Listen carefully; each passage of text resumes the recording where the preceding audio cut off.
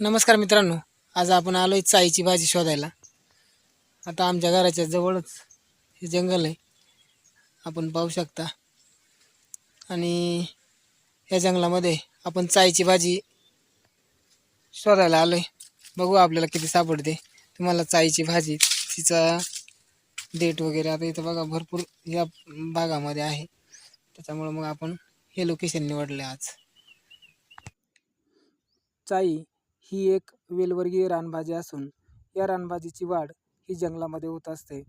साधारणपणे मे महिन्याच्या शेवटच्या काळामध्ये जर एखादी 2 पावसाची सरी पडून गेलेल्या असतील, तर अशा 1-2 पावसाच्या सरी पडल्यानंतर या भाजीची वाढ व्हायला सुरुवात होते आणि त्यानंतर काही 8-10 दिवसामध्ये अशा प्रकारचे वेल वाढू लागतात आणि मग हे वेल आपल्याला रानात जाऊन जिथे ती वाढलेली असेल, शक्यतो जिथे पाण्याचा निचरा होणारी जमीन असते अशा ठिकाणी आणि झुडपांच्या आधाराला या चाईच्या भाजीची वाढ होत असते. आता ही जी चाईची भाजी आहे याचे कोवळे देठ असे आपण तोडून घ्यायचे आणि त्यानंतर तिची भाजी आपल्याला करता येते. तर आज ही रानभाजी आणि या रानभाजीविषयी आपण या व्हिडिओमध्ये माहिती करून घेणार आहे. आता बघा, तुम्हाला ही जी रानभाजी आहे तिचे अशा पद्धतीने वेल असतात आणि त्याला 5 पानं असतात एका ठिकाणी. आणि अशा प्रकारे ही जी रानभाजी आहे तर ही मे महिन्याच्या शेवटच्या आठवड्यामध्ये ते अगदी जून महिन्यापर्यंत ही रानभाजी भरपूर प्रमाणामध्ये आपल्याला रानामध्ये पाहायला मिळते.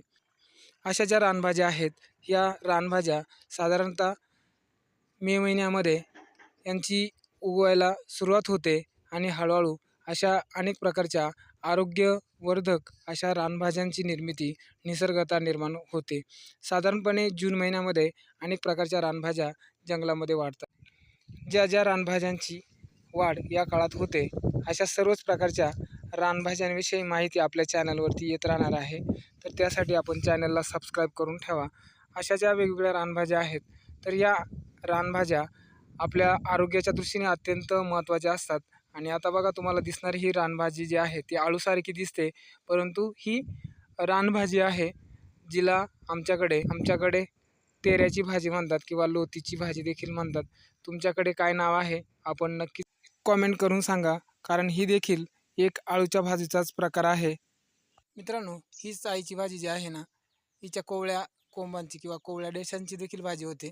आणि त्याच्यानंतर पुन्हा हिची थोडी वाढ झाल्यानंतर ती अशी एखाद्या झुडपावर मग आपल्या आजूबाजूला असणारी जी झाडं असतात त्या झाडांवरती ती वाढते. आणि त्याच्यानंतर या कोंबांच्या नंतर अजून 2-1 महिन्यांनी तिला पुन्हा बहर येतो, म्हणजे त्याची देखील भाजी केली जाते. आणि त्याच्यानंतर काही कालावधीनंतर त्याच्या खालच्या भागामध्ये एक कंद तयार होतो आणि हा कंद देखील आपण भाजून किंवा शिजवून खाऊ शकतो. या चाईच्या वेलाला जिथे जिथे आधार मिळेल त्या दिशेने त्याची वाढ होत जाते आणि मग तो अगदी झाडाझुडपांवरती वाढत जातो. आणि त्यानंतर त्या प्रकारचं हे एक निसर्गाचं वरदान असणारी महत्त्वाची आणि मस्त अशी रानभाजी आहे. निसर्ग प्रत्येक ऋतूमध्ये आपल्याला वेगवेगळ्या प्रकारच्या रानभाज्या, त्याचबरोबर फळं, फुलं अशा अनेक गोष्टी निसर्ग देत असतो. तर त्या आपण प्रत्येक ऋतूमध्ये खाल्ल्या पाहिजे. त्या आपल्या आरोग्यासाठी नक्कीच फायदेशीर असतात. सर्वांना एक विनंती मित्रांनो, ही जर रानभाजी आहे, ही जर बाजारात कुठं तुम्हाला विकायला जर दिसली ना, तर तिचा भाव करू नका. जी किंमत ते सांगतील त्या किमतीला नक्की खरेदी करा. कारण मित्रांनो, ही रानभाजी सहजासहजी साध्या भागात मिळत नाही. जंगलात जावं लागतं, रानावनात जावं लागतं, काट्याकुट्यांचा रस्ता तोडावा लागतो. अगदी रानामध्ये असणारे अनेक मच्छर, डास असतात, त्यांचा पण सामना करत ही भाजी मिळते. त्यामुळं ही भाजी घेताना आपण कृपया तिचा भाव करू नका, ती डायरेक्ट खरेदी करून टाका. धन्यवाद. तर अशा प्रकारची ही रानभाजी आज आपण पाहिली.